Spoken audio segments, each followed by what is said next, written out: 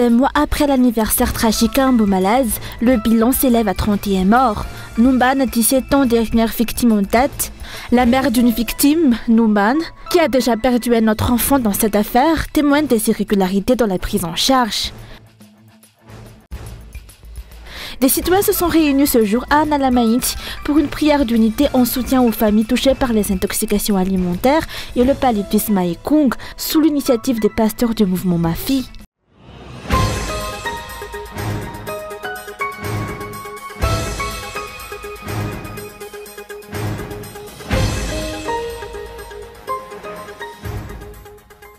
La dépouille de Numbane, la jeune fille de seulement 17 ans, décédée hier soir des suites de l'empoisonnement alimentaire survenu lors d'un anniversaire à Ambo-Malaz, est arrivée à son domicile à Mbantine. Son frère aîné est également mort il y a environ un mois des suites de l'empoisonnement. La mère de Numbane a déclaré que la santé de sa fille s'était considérablement améliorée avant son décès. Elle a ajouté que les médecins avaient eu un comportement étrange avant-hier face aux nombreuses allégations selon lesquelles les médecins en charge des malades dans cette affaire ne faisaient pas correctement leur travail.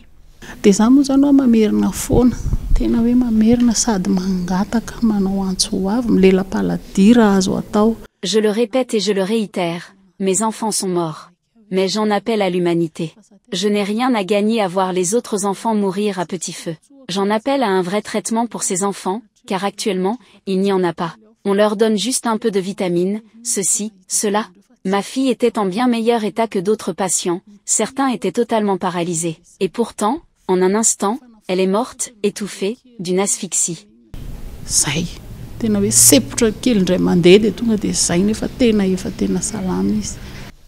La mère de Numbane s'interroge sur le fait que les autorités n'aient pas interrogé Fenoasen, l'organisatrice de l'anniversaire, qui n'a toujours pas été entendue jusqu'à présent. Les familles des victimes vont porter plainte contre Fenoasen, celle dont on a fêté l'anniversaire, et sa mère.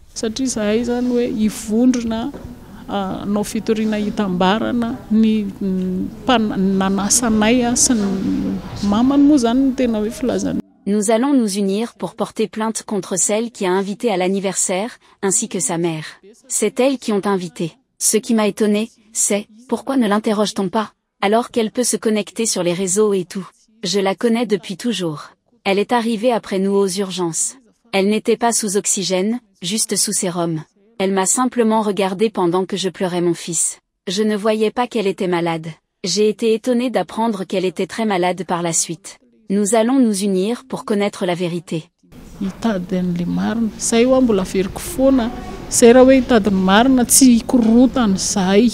La mère de Numbane a expliqué qu'elles avaient essayé de ne pas informer Numbane du décès de son frère aîné Ounz jusqu'à sa propre mort.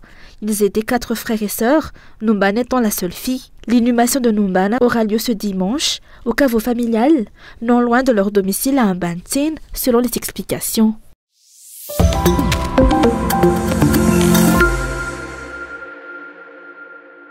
Plus de 30 jours après l'anniversaire fatal à Ambo-Malaz, le nombre de décès s'élève à 31. Les autorités persistent à cacher la vérité, malgré les appels incessants à la transparence.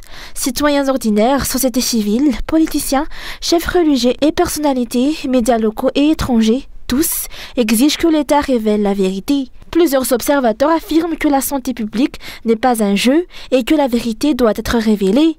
Des lettres ouvertes ont été envoyées au docteur Manuela Volunirin, qui avait déclaré avec force ne pas connaître et ne pas vouloir connaître la substance puissante à l'origine de l'empoisonnement. Ces propos ont été jugés indignes et injustes. Vous jouez avec la vie des gens.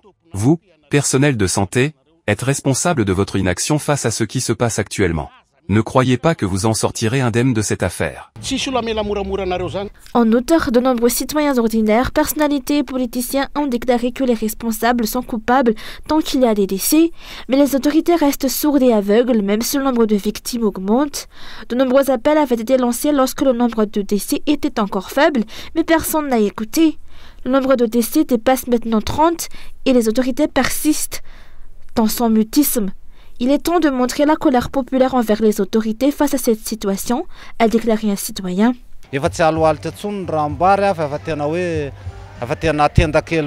La situation est critique. Nous, Malgaches, ne devons plus rester spectateurs de ce qui se passe. Il est temps de nous lever et de nous battre. Le régime actuel ne sert plus à rien. L'affaire a atteint les nouvelles internationales et est même caricaturée par les journaux locaux. Ceux qui s'expriment localement sont réduits au silence par des poursuites. Jusqu'à présent, tout le monde se demande pourquoi les victimes ne sont pas évacuées à l'étranger pour être soignées et pour connaître la vérité, au lieu d'être gardées ici. Tôt ou tard, la vérité finira par éclater.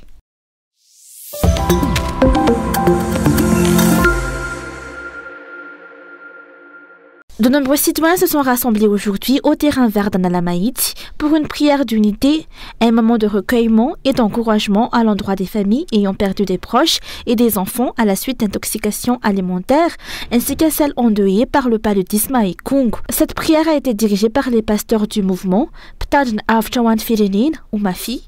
La situation est triste et regrettable. Le pays est rempli de maux et de violences, ont déclaré les pasteurs. La souffrance et la détresse des familles face aux intoxications alimentaires et au paludisme qui décime la population ne peuvent être dissimulées. Le peuple a soif de vérité. Cacher la vérité n'est pas acceptable, elle doit être révélée au public. Ceux qui luttent encore contre la maladie ont besoin d'une aide urgente et il est impératif de les envoyer à l'étranger pour y recevoir les soins nécessaires, ont insisté les pasteurs dans leur appel au salut de la nation. Nous demandons que la vérité ne soit pas cachée. Donnez les informations nécessaires à la protection de la vie. Pour les familles endeuillées, nous pensons qu'un dédommagement est juste. Pour ceux qui sont encore malades, nous demandons leur transfert rapide à l'étranger afin de sauver leur vie. Donnons de la valeur à la vie. Que la transparence soit faite. Nous encourageons tout le monde.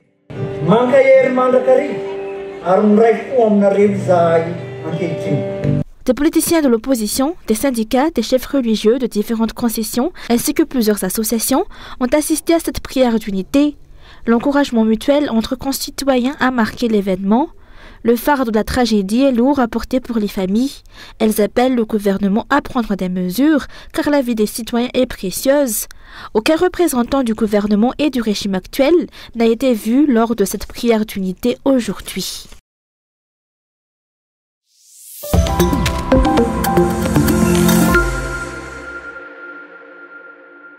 Les représentants des employés de la Chirama se sont déclarés insatisfaits des discussions menées hier avec Andjadzwil au palais Diavlou. La rencontre qui a duré 3 heures n'a pas permis de résoudre les problèmes persistants d'accès à l'électricité et à l'eau, selon le syndicat des employés de la Chirama. Le nouveau statut mis en place par les autorités contredit par ailleurs les déclarations du chef d'État qui affirme qu'il n'y aurait ni privatisation ni gestion de la société par le secteur privé. Le nouveau statut a été adopté par simple acte notarié, ce qui va à l'encontre des propos du président. Si l'État reste le seul actionnaire, cela doit être inscrit dans une loi, pas dans un acte. Ce statut vise la recherche de profit, ce qui est contraire à la mission première de la Jirama, servir le pays et garantir sa souveraineté. Les actionnaires risquent de se partager les bénéfices issus des ressources du pays. C'est inquiétant si cela signifie qu'une partie de la société passe entre les mains du privé. Le DG et le conseil d'administration peuvent être désignés et révoqués par les dirigeants, ce qui soulève des questions sur l'indépendance de l'entreprise. Le syndicat rejette donc ce nouveau statut et demande sa suspension immédiate.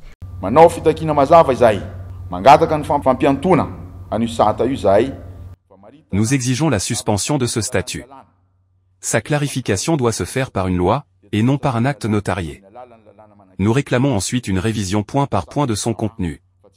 Les employés de la Jirama à travers tout le pays réaffirment que les objectifs de notre lutte ne sont pas encore atteints.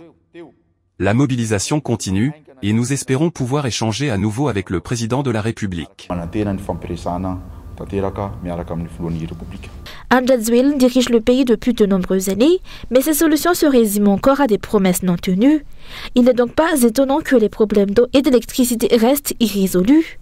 La Jirama continue de survivre à coups de déclarations et de discussions sans suite. Hier encore, Andjadzwil a annoncé que l'installation de centrales solaires et éoliennes serait accélérée. 100 MW par an seraient ajoutés à la production avec des centrales dans 20 districts en une année, mais ce sont des promesses récurrentes comme les 400 MW ou les 105 MW annoncés auparavant qui n'ont jamais été concrétisés. Par ailleurs, son affirmation selon laquelle il n'y aurait pas de privatisation de la Chirama relève de l'illusion. La déclaration de la Chirama elle-même le confirme. Si le nouveau statut est maintenu, les propos du président ne tiennent pas. Cela montre un manque de volonté politique et l'absence de solution pérenne pour redresser cette entreprise publique. Les promesses se succèdent sans résultat. Le nouveau statut dessine clairement l'avenir incertain de la Chirama et la population ne doit pas être dupée selon les observateurs.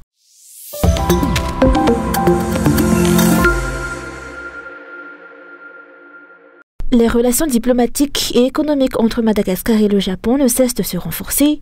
Cette coopération s'illustre déjà dans plusieurs domaines clés, à savoir l'éducation, l'agriculture, la santé et les infrastructures.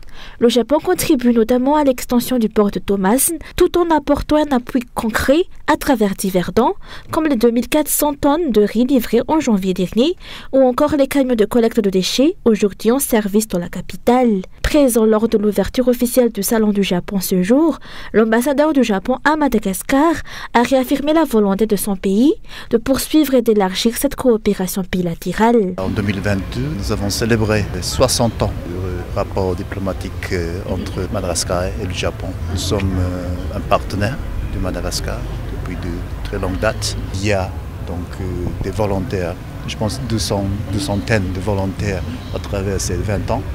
Et au cours de ces 20 ans, donc ce sont des gens qui sont devenus un véritable pont entre nos deux nations. Il y a quelques entreprises qui s'intéressent à faire des business ici, comme j'ai mentionné une société qui s'appelle Meiji, qui est une société de chocolat dans la chocolaterie, etc.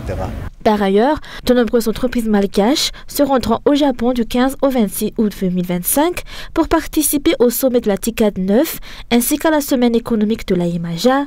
Une occasion unique selon le président de l'AIMAJA pour renforcer les échanges et tisser de nouveaux partenariats avec les entreprises japonaises. Le Salon du Japon, organisé à l'Ibis Hotel à Kurunjan, se tient aujourd'hui et demain. Au programme, conférences, expositions, démonstrations d'arts martiaux, gastronomie et immersion dans la culture japonaise.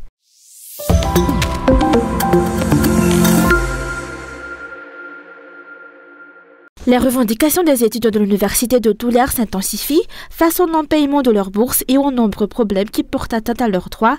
Ce mardi, des pneus ont été brûlés et des barrages érigés devant le portail de l'université afin d'interpeller les autorités. À ce jour, environ 400 étudiants n'ont toujours pas perçu leurs bourses, l'une des principales raisons de cette mobilisation. Les étudiants dénoncent également le manque d'infrastructures et l'absence d'électricité dans certaines résidences universitaires. Ils donnent un ultimatum de 72 heures aux autorités pour apporter des solutions concrètes à l'ensemble de leurs doléances. Passé ce délai, ils affirment qu'ils descendront dans la rue si aucune réponse n'est apportée par les responsables concernés.